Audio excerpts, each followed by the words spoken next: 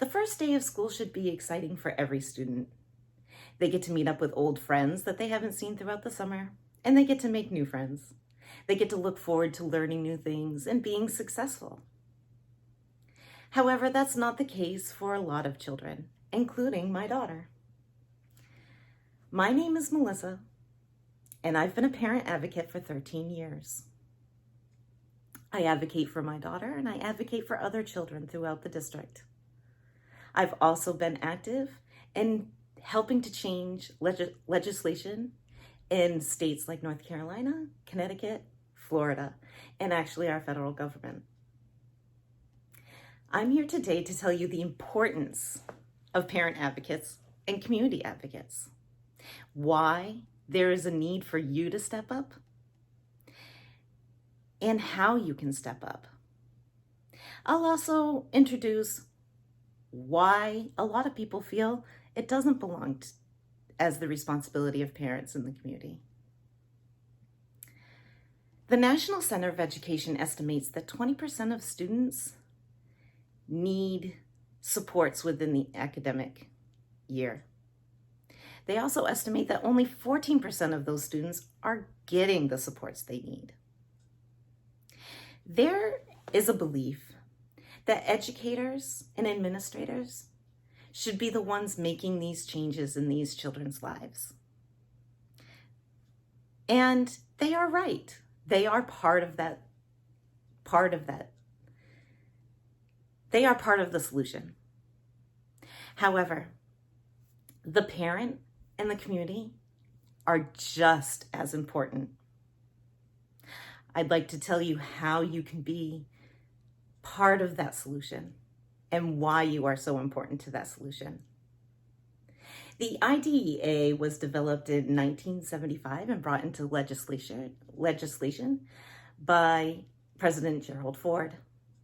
The reason why IDEA, which is the Individuals with Disabilities Education Act, was placed into legislation was because it was discovered that over 8 million children needed supports within the school district, and only 2 million children were getting those supports.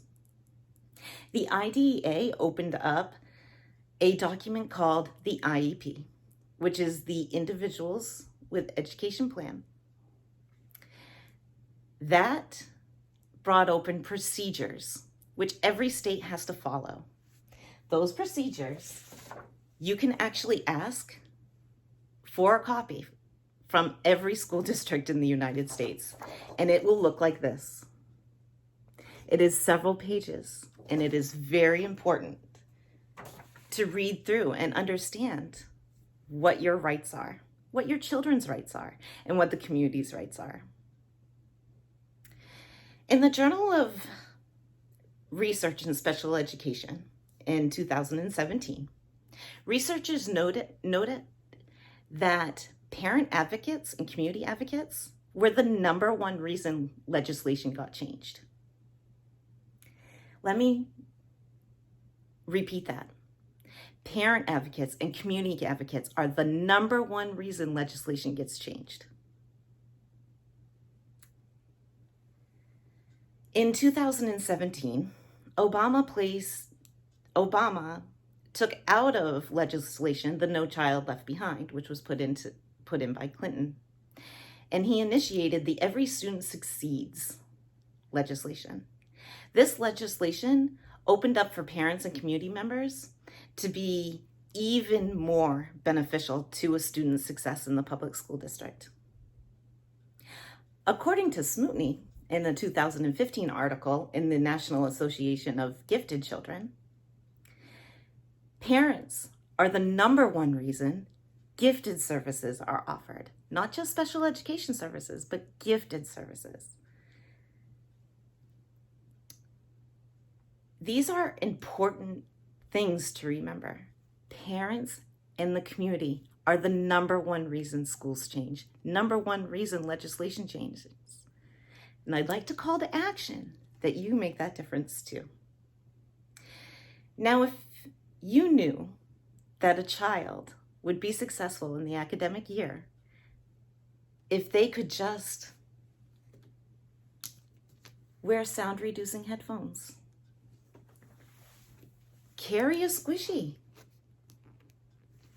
Be able to wear a hoodie. Any of those things. That could make them successful. Wouldn't you want to be there and say, let's make that change? Now, how do you start making a change? You start making a change by calling up a student's teacher. Call up the principal. Say, I want to be informed. I want to help make a change. That's where you start. Again, my name is Melissa. I've been a parent advocate.